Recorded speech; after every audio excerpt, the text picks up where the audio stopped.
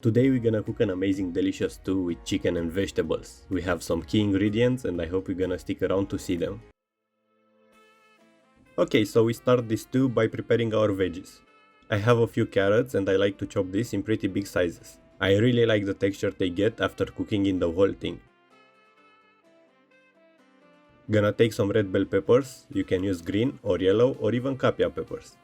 I prefer these for their sweetness. We're gonna clean them from that white part and then cut them in pretty big chunks. I want all these veggies to give that rustic style. Potatoes. We can make a stew like this without potatoes. So get some potatoes, it doesn't really matter what potatoes you're gonna use. And same thing, cut them in some pretty big chunks.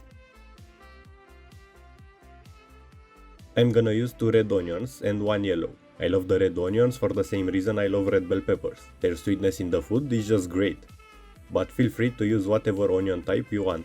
We're gonna cut this julienne cut, but don't stress about having the same thickness. We cut this for a stew and they will cook in there no matter what, it's more about preference.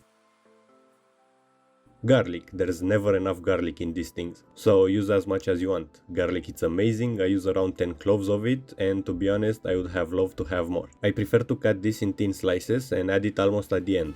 You don't want to cook the garlic in oil too much as it will get bitter. For this too I'm gonna use some chicken. You can use beef or pork or whatever you like. But we're going for chicken today. We have breast, wings, thighs and drums. Gonna make a mix of spices. I'm gonna use a mortar and pestle for this. Is that the correct word? Anyway, we're gonna add some black pepper and mustard seeds. We're gonna green them and transfer them in a bowl.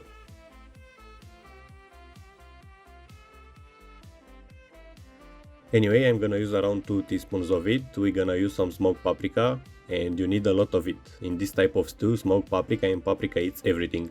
A lot of paprika of course, some piri piri for some spice. You can use whatever chili flakes you have. And of course some salt. A little tiny whisk action and let's move on. Another important thing in this stew is this piece of meat right here. It is a type of smoked bacon, but not really bacon.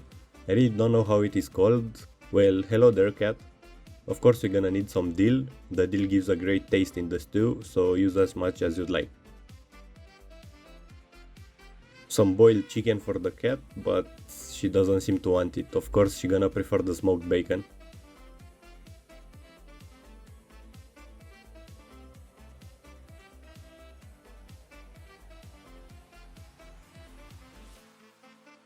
She doesn't even care about the boiled chicken, goddammit cat. We're gonna need a big pot, and please take a better one than mine. I have an older one and it really sticks to the bottom. So I'm gonna ruin some chicken here, but I hope you're gonna do better, at least you'll get the idea. I added a little vegetable oil and some butter. I prefer to add the chicken skin side down to render some of that fat from it. You could and probably should add it when the oil gets a little hot. Anyway, cook it until you get a nice color on it or until you're happy with it. This will cook way more in the sauce. After removing the chicken from the pot, add the vegetables in the same pot. Mix them around and add the spices. I guess I could have added the spices first and then mix, but eh. Anyway, we're gonna cook them until that onion gets really moist and translucent. At that point, add the garlic and cook for 1 more minute.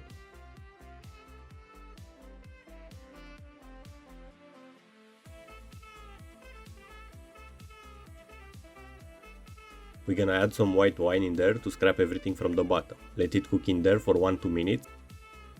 And then add your chicken and the juices that gets in the plate. Mix a little around if you can and add some tomato sauce. And top it with chicken broth and the rest of those spices. You want to cover all of this with liquid. Top it with that dill and the smoked bacon and add some chicken broth if needed to cover everything. Put a lid on and cook it in the oven for around 1 hour at 180 degrees Celsius, fan off. After that hour, add some heavy cream and cook it for another half an hour without the lid this time. Of course, you can go 170 degrees Celsius and give it 1-2 more hours to reduce it even more. It really depends on preference. I wanted this to be a little more liquid.